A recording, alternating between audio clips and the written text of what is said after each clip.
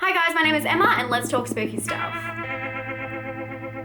So today is the day that we talk about Goodnight Mummy, the most anticipated, highly talked about, controversial film, I want to say definitely of this month. If you haven't heard about the movie, let's just do a quick rundown. So this movie is an Austrian film and it is about two boys who are living with their mother, and their mother comes home from some kind of surgery and she seems a little bit different to them. And they put her through some trials and tests to get her to admit that she is not actually their mother. There's a few really weird, crazy things about this film.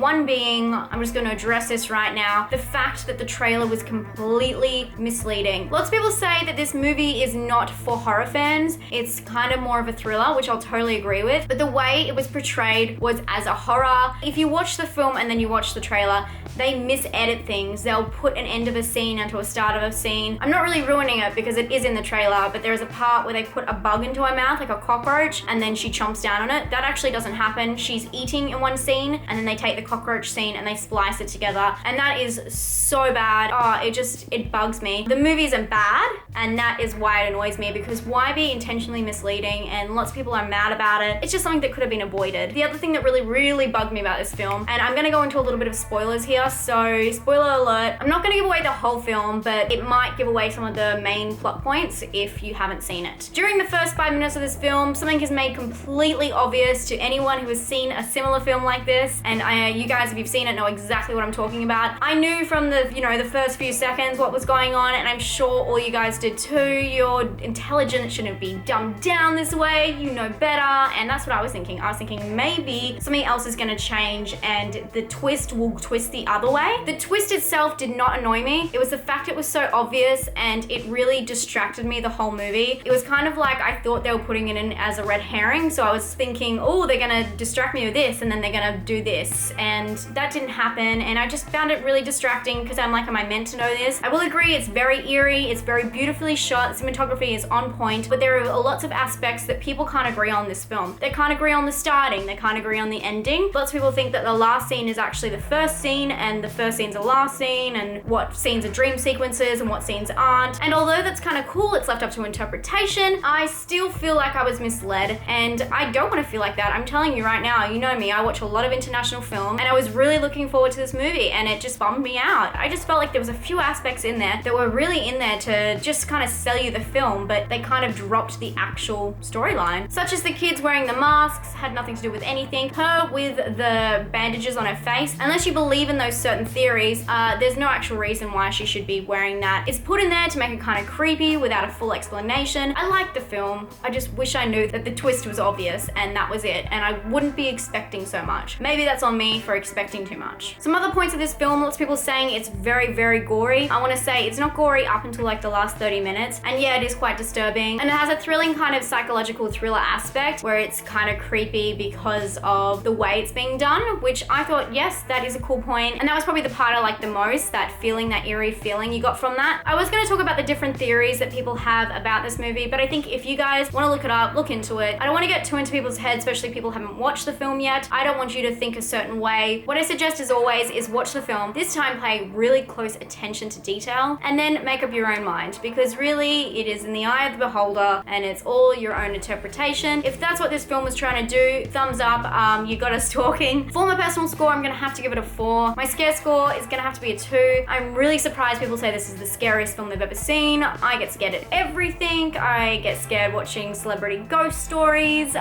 This was not scary at all for me. And for originality, I'm gonna have to give it a 4 because this has been done time and time again. Not that that's a bad thing. I hope you guys do like this film because I really want someone to get something out of it, and maybe you got something out of it that I didn't. Let me know in the comments down below. This is my own opinion and each to their own, and that's what makes it so fun talking about it, because otherwise if we all agreed there would be nothing to talk about. My list for my 31 days of horror in October is gonna go up very soon on my Facebook. Please be sure to check that out, and maybe you can round up a few of them. I know a few of them are on Netflix as well, and I'd love to have you guys watch along with me.